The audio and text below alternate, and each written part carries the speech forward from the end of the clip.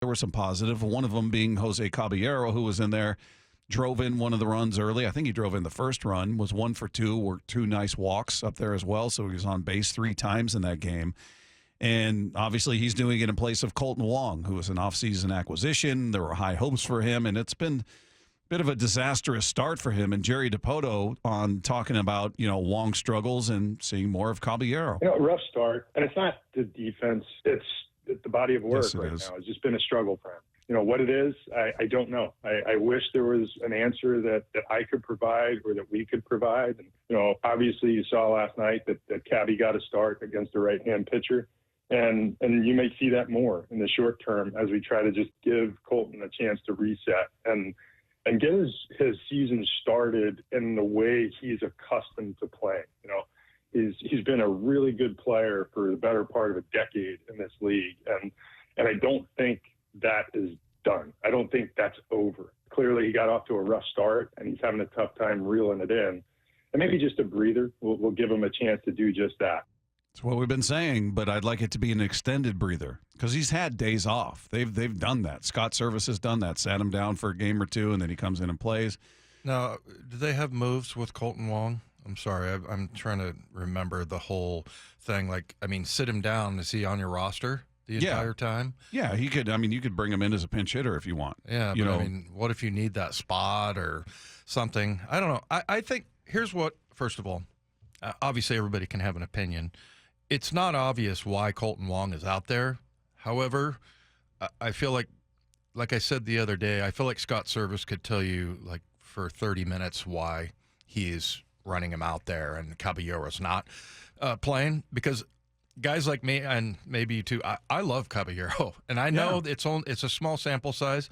He's only played in 20 games. At the big leagues, he's got 47 at-bats, but he's hitting 298, man. He's got 3 stolen bases. He's got 7 walks, struck out 11 times. But I just love his maturity, the way he's handling it. And then, obviously, if Scott thought that would light a fire underneath Kolten Wong, then he would do it, right? He would. Yeah, I would think so. I don't know if there's, you always wonder if there's pressure or whether it's verbalized, like, hey, we paid this guy whatever they paid. What did they pay him? $7 million or something like that? Kolten, yeah. Yeah. Hey, man, let's get him in there and let him find his footing. Or if they just say, Scott, it's your ship. Do what you think is best. You want to sit him for a week, sit him for a week. I've always wondered about it, and I'm sure it's unique to each organization. But those conversations go. Yeah, or what kind of pressure is applied, especially if a player is struggling that they spent money on. Now it's not like they committed a big fat salary to him. He's got 1 year. He's done after this year. He's a free agent. So it's not a huge investment, but I don't know. I struggle to find a reason other than he's been really good in his career. He just needs an opportunity to work his way out of it. Outside of that excuse, why are you running him out there? And you heard Jerry in the beginning of that cut say, well, it's not so much his defense. Yes, it is. It most certainly is. Yeah, he's been brutal at the plate, and he's been bad in the field.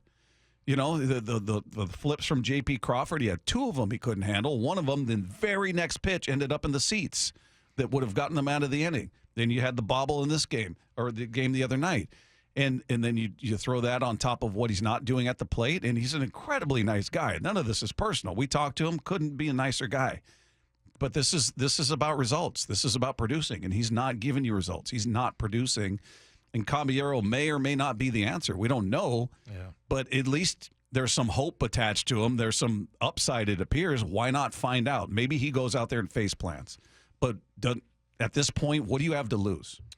It's funny. I was looking up I can't find his errors right now, but there's an article from the Milwaukee Journal-Sentinel from last year in September. Brewers' Kolten Wong's defensive drop-off has been puzzling.